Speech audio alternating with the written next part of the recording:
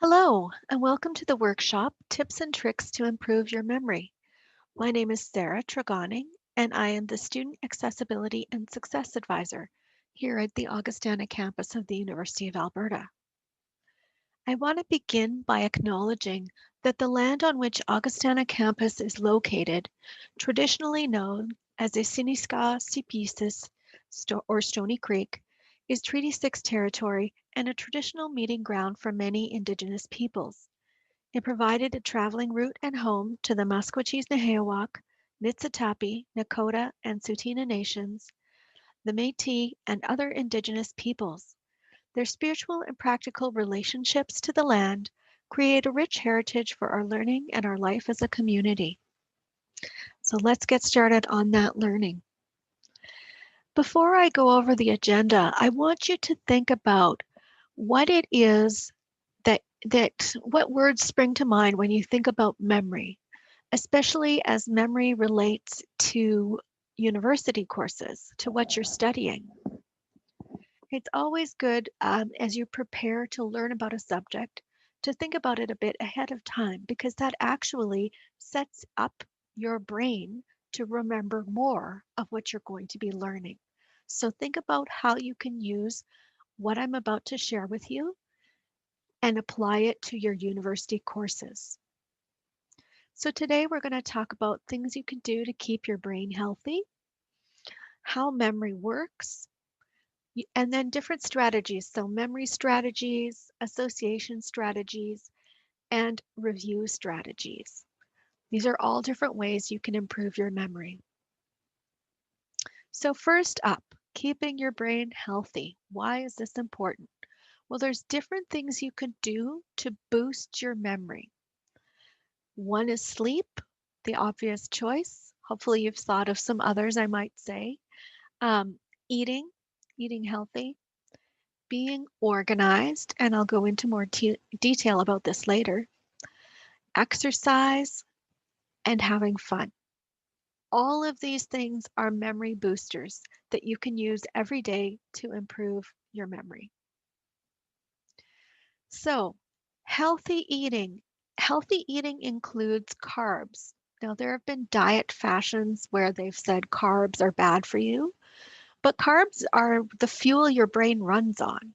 So, if you cut them out completely, you're actually depriving your brain of fuel. Your body can convert other types of food into carbs, but it's a much slower process. And so you're going to slow down the rate that your brain gets its fuel. It's also important to stay hydrated because your brain is more than 50% water. So you need to be drinking water to keep your brain healthy and running properly. Cardio exercise, so I said exercise, but specifically cardio, stimulates brain cell growth in memory areas of the brain. So, getting out for a walk, this is harder during a pandemic, but you can walk around outside or even just walking around your apartment. If you spend 5 to 20 minutes a day doing that, you're doing good things for your body and your brain. Restful sleep. This is one of the most important things to keep your brain healthy because while you sleep, your brain consolidates memories. So it processes what you've learned throughout the day and moves those memories into more long term storage. Also, when you're sleeping, your brain, your neural pathways get flushed out with cerebrospinal fluid, and that keeps them nice and clean, which makes it easier to make those connections in your brain. Now, illness or some other medications also affect your memory. So, if you are on antidepressants or antipsychotics, those can affect memory. Some other medications may as well. So, you might want to, if you think if you're being impacted, talk to your professor, or not talk to your professor, talk to your doctor and see what they say or what they might suggest, if there's something you can do to offset those side effects, or if they might consider trying you on a different medication. I don't know what options there might be, but it's worth having a talk. Fun and meditation are also important because they provide stress relief, and that improves your concentration and both your working and your long-term memory, working or short-term memory. It's called either one. And so, if let's say you're someone who, in order to get good marks, you think you need to study 17 hours a day. Well, that's actually really unhealthy for you. You're probably not moving much. You may not be eating healthily. Um, you're probably denying yourself sleep, which is going to increase your stress dramatically. And you're not taking advantage of the natural breaks. You cannot possibly focus for 17 hours a day. So you may sit there trying to study, but the fact is that time isn't all going to be productive. So it's better to study for a couple of hours, take a break, take a walk, have some fun with a friend, or meditate. Or if you're not comfortable meditating, just sit somewhere quiet, not listening to music, not listening to whatever, or not watching whatever, but just some quiet time for yourself to sit there and relax, maybe soak up some sun while you do it, and just sort of quietly contemplate what's going on. That is a refresher. You're giving your brain a break, which is going to improve your concentration later. So, let's talk about how memory actually works. It's important for us to understand this. Well, all of our in everything we experience, all of our life experiences, they're processed through our sense memory. So that's sight, hearing, touch, taste, smell, and your sense of position. This is how you intake information surrounding you. From there, you can either forget it, you're going to forget most of it, or you can move it into your working or what's sometimes called short-term memory. Now, from your working memory, you can have a response which impacts your life experience around you. You can forget it, or you can move it into long-term memory. And when you're studying for a course, you want to try and move as much as possible into long-term memory so that you can pull it back out into your working memory to use it on assignments, to understand material, and to write exams. You can also forget from your long-term memory. So we want to try and minimize the amount forgotten to keep the important information in there. So sense memory, as I said, you use things you see, hear, touch, taste, smell, and your body's position in the world to help you experience the world around you. Sense memory lasts for an instant. And so from here, it just very quickly moves either to short-term memory or working memory or to being forgotten. So this is the doorway through which we move information into the other memory. To move it forward, you actually need to attend to it. So our goals um, impact what we perceive. If your goal before starting this video was to learn what you could about memory, it's going to impact how much your sense memory perceives. If your goal was to sit in front of a computer, you're going to be a lot more aware of your computer, maybe the feeling of sitting, and less aware of what I'm saying. So your goals have a huge influence on whether memory moves from sense into working memory or if it gets forgotten. So we want to try and move the important stuff into working or short-term memory so that we can use it. This is, if you're studying for an exam, you're relying on your working memory to be able to do that. So this is where you make sense of information. It has a very small capacity, so you can only remember in your working memory 5 to 9 things at a given time. This is one reason no, phone numbers typically started as or are typically 7 digits long because that is our natural number of things we can remember. So that's why it's shorter. From here, things get forgotten quickly. So every time new information comes in, old information leaves. And so that's why it's important to restrict how many things you're paying attention to maximize what is you being used in your working memory. So there are strategies that can help you limit the amount of information lost. And those are the strategies we're going to talk about later. But the fact is, your working memory is something that you use on a conscious level. So if you found that it's really hard for you to listen to your professor talk and take notes at the same time, that's partly because you're trying to do many things at once, pay attention to many things at once, and doing a lot of processing of the two different things you're doing. So there are strategies that can help with that. So once we get into long-term memory, there are some important things to keep in mind. First of all, this stores everything you learn.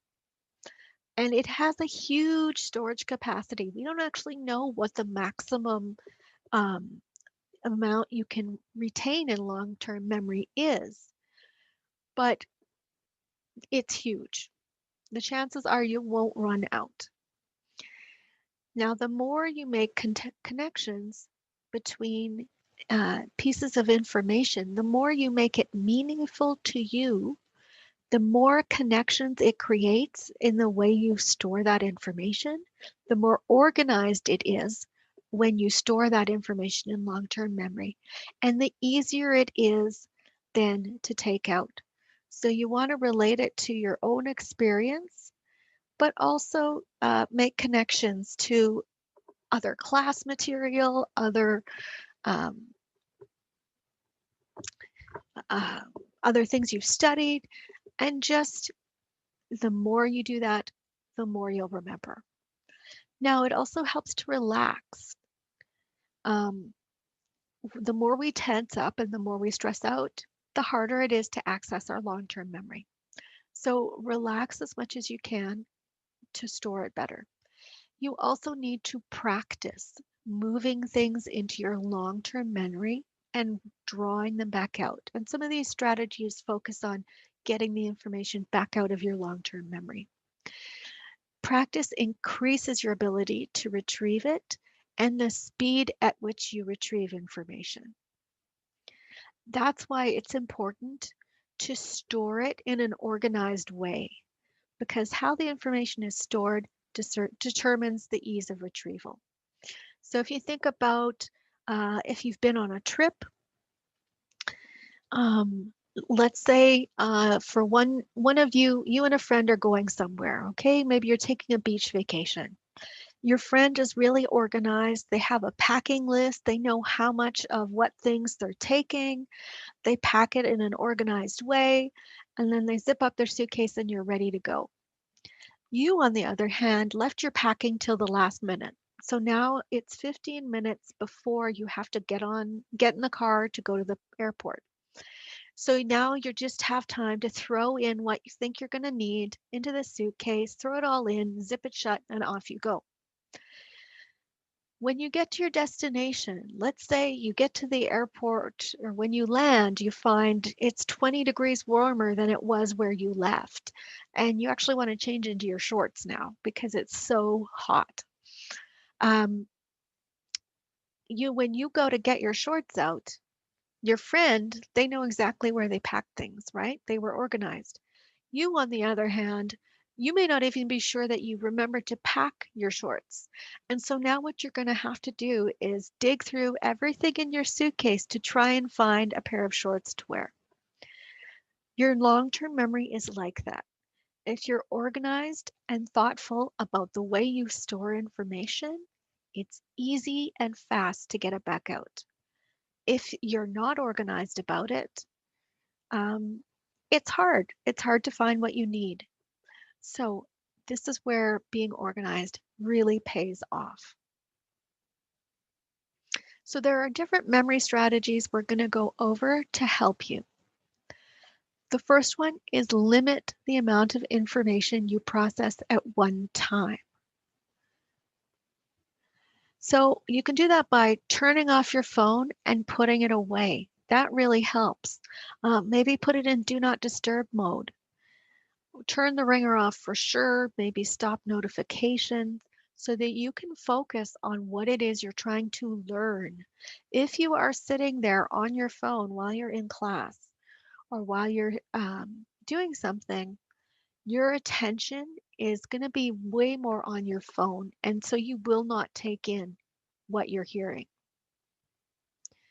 Try to focus on only 5 important things at one time. So if you're reading your textbook, think about just focusing on the 5 paragraphs under that chapter subheading. Those 5 are all you're going to focus your attention on, and you're going to be able to retain what you read a lot better. You also need to summarize important information quickly. I talked about how hard it is to listen to your professor and take notes. Being able to summarize important information quickly is going to be really helpful with that. So you want to use abbreviations whenever you're taking notes, whether it's taking notes in a lecture or taking notes on your textbook or your course readings. You don't need to write it down word for word. So take what they said. You shouldn't be writing sentences, okay? Take what they said and pick the most important words in every sentence and record that. And you don't need to record every sentence. So come up with abbreviations. Some common ones are for like with you or and. You might just put a plus sign or a W with a line over it. That's a good normal abbreviation for with. You might create your own abbreviations. So I had one job where I was writing the word individual all the time, and it was actually important to identify something as individual. So I created a short form that was just JJ. JJ obviously doesn't stand for anything else, so I'm not going to confuse it with something, but I knew that meant individual. So I didn't have to write that word every time. I could just write my abbreviation and it was much faster. Focus on what is important and why. So, what your professor says, not every single word out of their mouth is important, but whatever they've stated as being the topic for the lecture, that is important. And so you want to think about how what they're saying fits in with what they said the topic was. Is this an explanation of that topic? Is this an example of the topic? Is this explaining key terms? Why is this important? And once you practice doing that, you're going to find you're able to summarize much more quickly because you don't have to write down everything word for word. You can also use diagrams to quickly capture information. So if your professor is explaining a biological process or a part of the human body, draw a picture. Use some words in that drawing, identify what it is you're drawing, but it's much faster if you can translate the information into a graphic because you can cover a lot more. A picture is worth 1,000 words. That's true of note taking and it's true of memorizing. You also want to create memory structures. So you can store information hierarchically. So this is our hierarchy triangle here. And the other thing you can do is make connections between pieces of information. So these are 2 very common memory structures that will help you get information back out. So here's an example. I want you to read this paragraph and pause and think about, try and remember as much of this as possible. So I'm going to give you a minute to read through it. You can take notes if you want, but try to just memorize what this is talking about.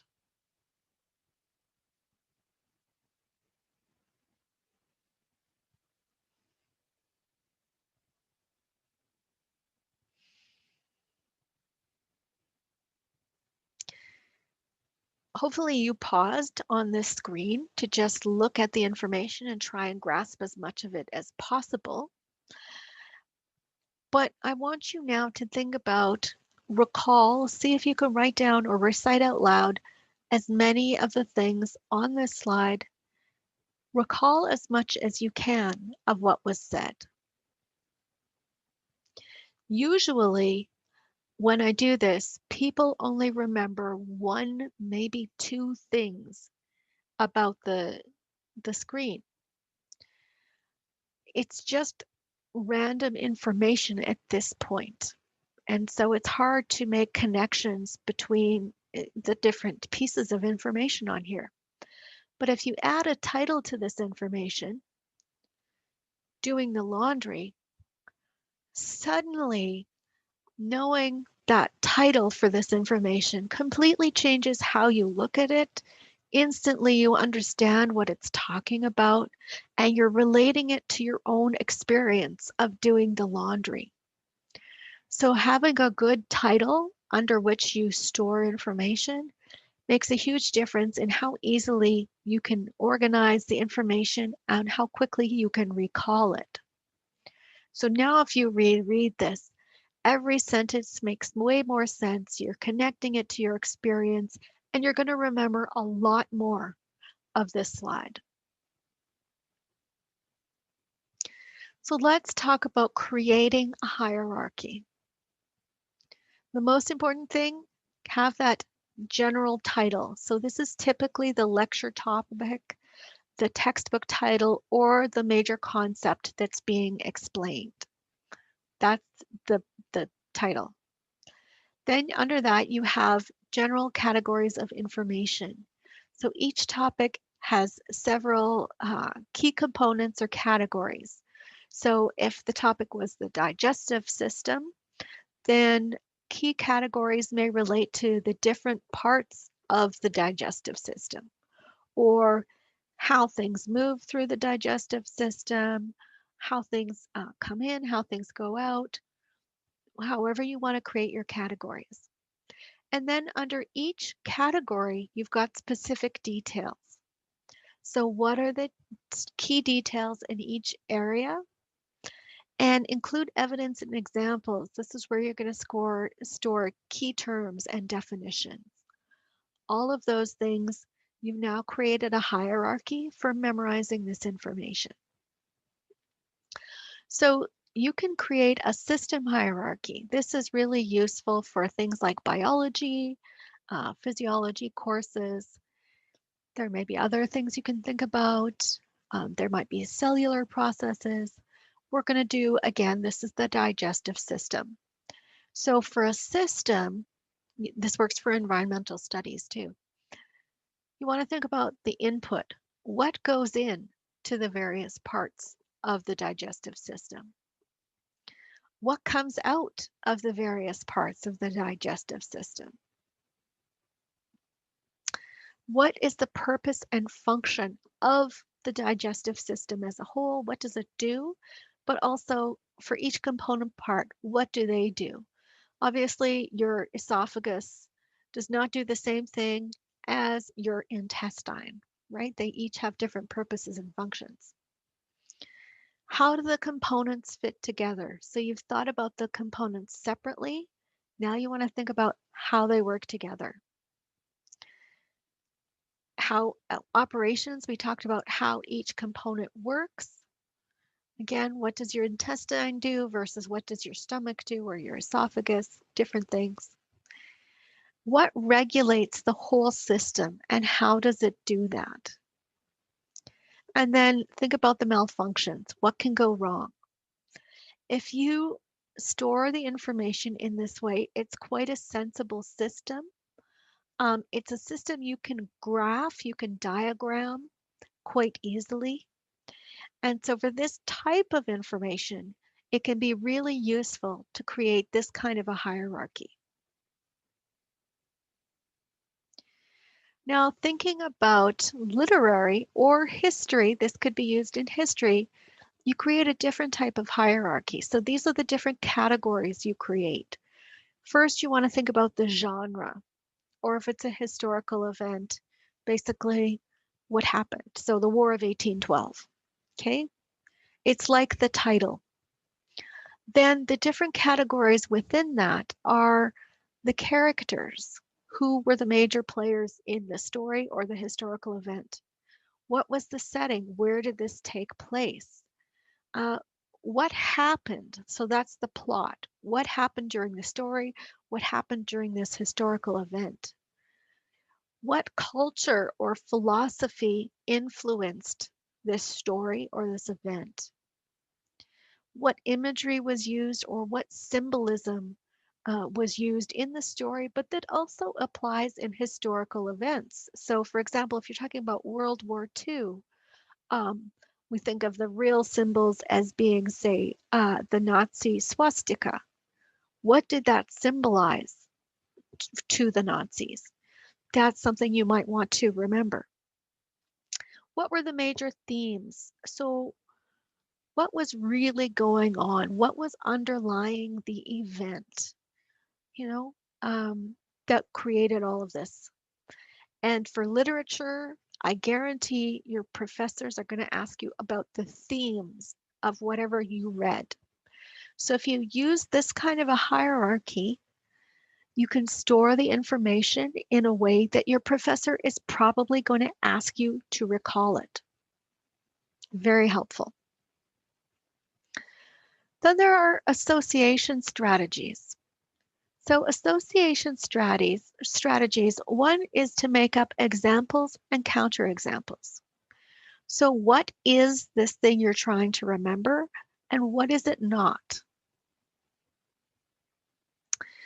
You can also create a visual image of the information. Anytime you can relate it to a picture, it makes the memory much more accessible. So if you're taking psychology, you've probably learned about positive reinforcement. So when I try to remember what positive reinforcement is, I think of my dog. When she does something good that I want her to do, I give her a treat. Okay, negative reinforcement would be if my child was misbehaving and doing things I did not want to do them to do, I might remove their video game equipment from them. So positive reinforcement is giving them something to reward the behavior. You also want to find connections between ideas and things that you're familiar with. So if you're learning a new concept, especially if it's something that's totally new to you, how can you relate it to a life experience or something else you've learned that you understand well? Always make those connections because those connections are what allow you to store the information meaningfully and get it back out. Association strategies. So one great strategy is to change the lyrics to a song. So think of your favorite song right now and try to recite the lyrics just from memory. It's probably pretty easy, right? Especially if you've listened to it 100 times. You know those song lyrics probably like the back of your hand. And that's partly because music naturally makes things easy to remember. This is why advertisers spend millions on ad campaigns to create something memorable and why they use music in their commercials. Especially think back to an ad you saw on TV when you were younger.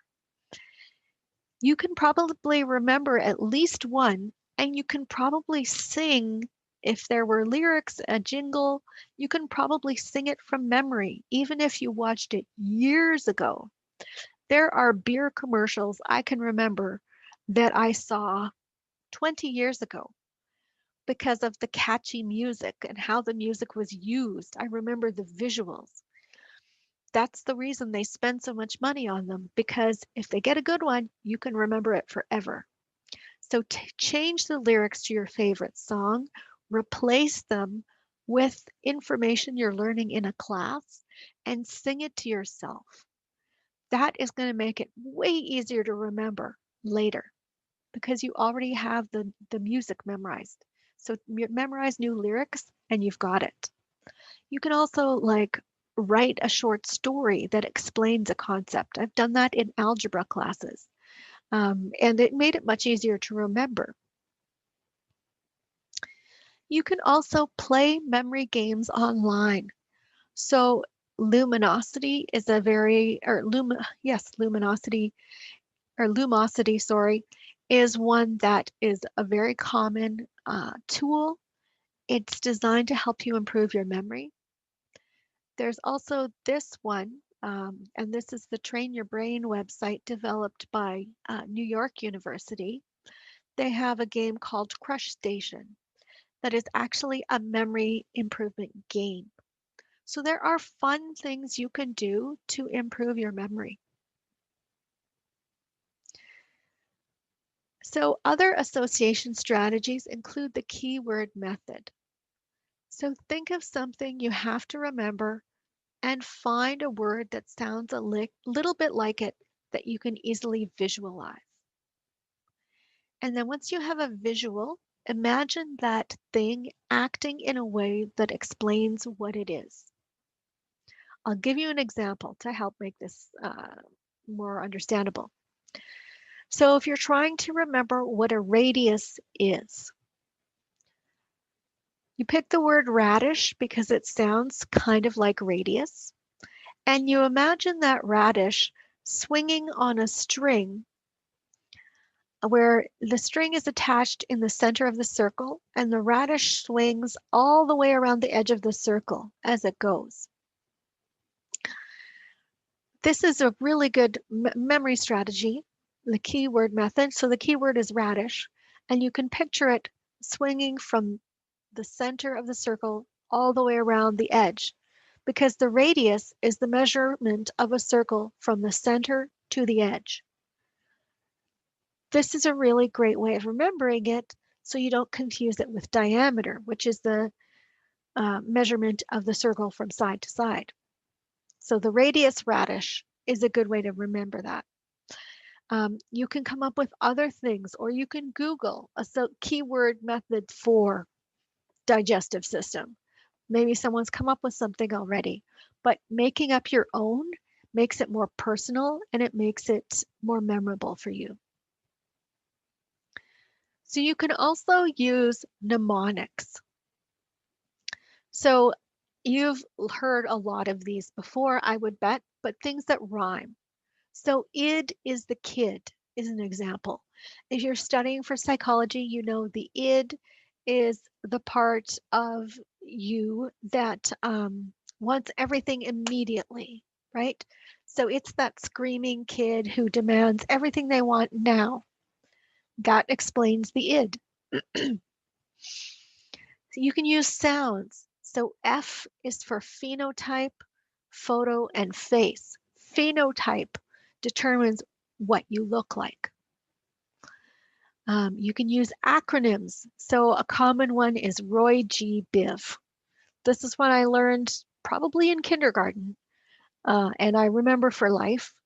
A lot of you may be familiar with it, but it's the colors of the rainbow in order, the colors of the visual spectrum of light. So red, orange, yellow, green, blue, indigo, violet.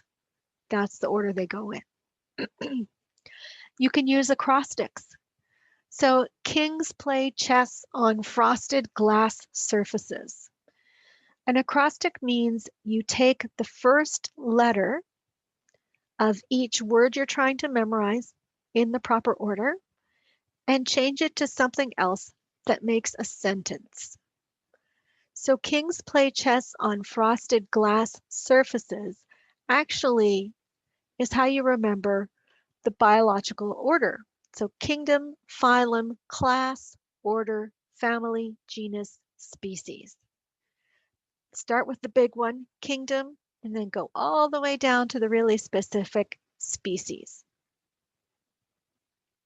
There's different acrostics you can use for that, but this is one of them. Then there's an association strategy of associating ideas with locations. Now, this can be more complicated. This is one that definitely takes practice. But this is where, so let's say you were trying to memorize some information. You want to associate it with a location that you know really well. So let's say your kitchen. And so you want to associate different components of what you're memorizing with different parts of the kitchen.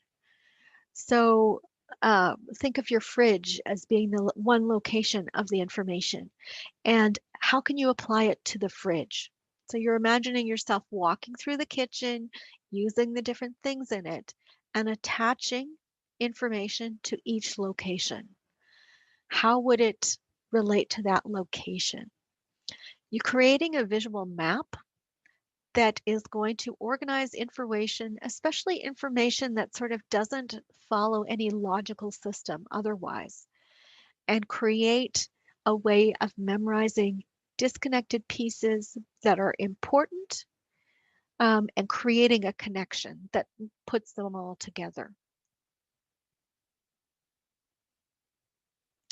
So review strategies. It's important to not just have memory strategies, but you need to pull that information back out and make sure you've stored it correctly.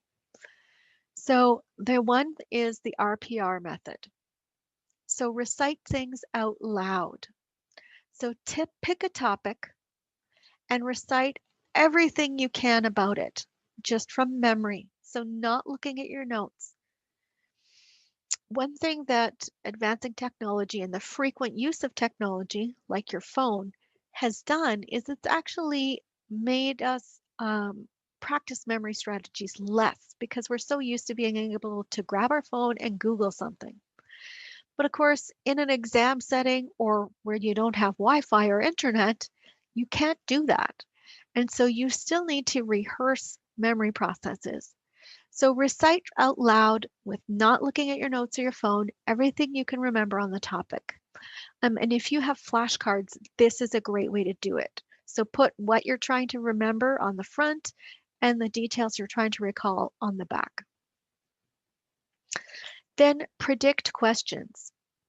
I should add, when you recite out loud, we actually remember 50% more when we say things out loud.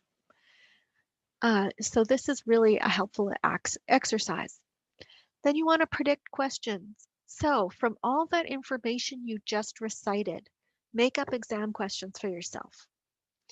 Think about what might the professor ask related to this topic, or what did they ask us in class, and change that into an exam question. Review old tests. So this is really important. If they have given you tests or quizzes before, think about those tests or quizzes. If you've got examples that you can work from, you want to make your studying and your review practice as real as possible. So as much like the exam setting as possible. So when you're doing this, reciting and predicting questions and trying to answer them, give yourself a time limit. Have your phone in another room.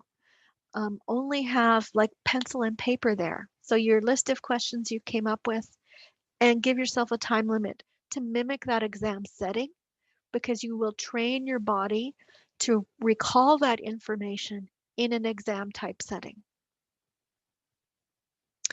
You can also use Pictionary or charades. So as I said, we remember things that we've said out loud better, but also using fun memorization strategies or study strategies, you always remember fun things more. And anytime you can make studying more fun, the better. So if you're studying alone, um, you might not be playing Pictionary or charades with another person, but try acting out what you're doing as you read or say it. That's using multimodal tricks to remember information. If you are with a study group, have everybody write down one thing that you're supposed to know for the exam, and then you're going to take turns either drawing or acting it out for everyone together and recalling it that way. So this is really good for key terms, for example. Um, Try it. It's really fun. I've done it with a group of students. It's much harder to do online, but with a group of students, try acting out some of the key terms or drawing them and see what comes up. Different people are going to shout out different information. It's going to create a nice solid three-dimensional memory for you to access that's going to create new connections. Trivia challenge. This is another great way to remember information.